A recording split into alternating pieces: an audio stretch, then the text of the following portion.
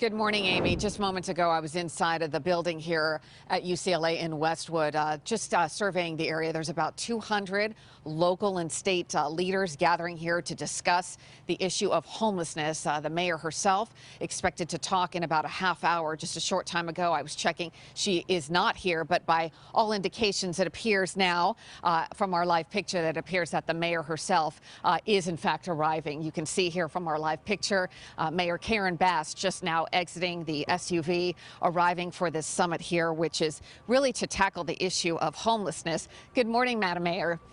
Tena Ezzeddine with KCALNews Live. May I just stop you and ask you, what is it that you are hoping to achieve from this summit? Well, I think just increasing the awareness and giving people an update as to where we are.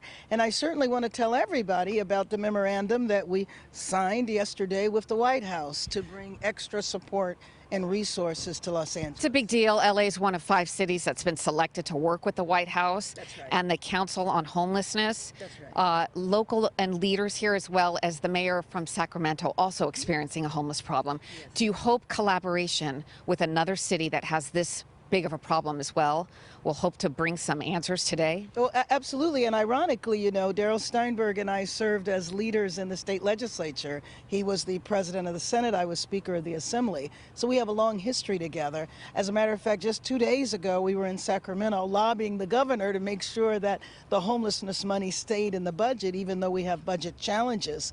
And so I look forward to our dialogue. I have a lot to learn from Sacramento. I know you don't want to just say building tents, giving people off the streets in tents is the solution. No. Hotels, first step. Hotels, motels, expensive. Right. So what do you do when you've got 47,000 people homeless on the streets and you've got 15 different districts also facing this problem in LA? Exactly. Well, actually, you know, we have been working very well with the council, and the evidence of that, of course, is their support for the budget.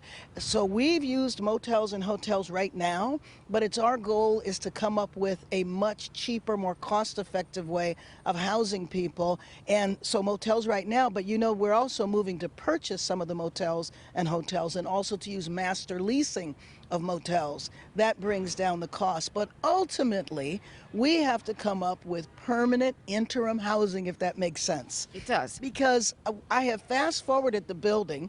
I signed an executive directive on my second or third day that cut the bureaucracy, cut the red tape so that we can get housing built faster. But even if you build it as fast as possible, it still takes months. And so we need money. For months and money. But the other thing is that the governor promised to send us 500 units of interim housing. So that's the other thing we were in Sacramento talking to him about. We want him to hold that promise. And that might be a version of tiny homes, but not the ones that you see now. We would like to have tiny homes, but with bathrooms. Timeline. Timeline, hopefully by fall. Okay. A lot of people might say 25% reduction in homelessness in 2 years, Madam Mayor, is a lofty goal. But is it feasible? Is it doable, honestly? Well, now, the 25% reduction was for the United States. What we convinced the Biden administration of is that if you have a super hyper focus on Los Angeles, you can actually really impact your national goal. I do think it's possible. Given the state of our situation, we have to do it. In 2026, we're going to have the World Cup here. The world is coming to Los Angeles. We cannot have 47,000 people on our streets. No, and you've got business leaders who are saying we can't do business. Homeless is a problem, you know. And like you said, you can't just push them out and say, you know, so what's the answer? Well, the bottom line is you can't hide 47,000 people. Business owners, residents, and just think about the people in the tents. 2,000 of them lost their lives last year. So everybody is impacted. This is the way Los Angeles experiences homelessness, and it's by tents, which is why that's my primary focus. But at the same time, I'm expediting the building. And lastly, for critics that say nothing has been done, not enough, you say what? I agree not enough has been done, but to say nothing has been done, that's absolutely wrong. It is my hope that we can get to scale. That's our biggest problem. people are working on this issue. People are getting housed, but we have challenges with getting to scale because the population is so large. But here's another problem. I'm worried about an increase in homelessness because of the COVID protections going away, because of the eviction moratorium going away. So we have to do all of that. There has to be a comprehensive approach. I know you're here today to get that comprehensive approach. Thank you for letting me stop you live on KCAL News this morning. I do wish you well at the conference here today. Thank you very much.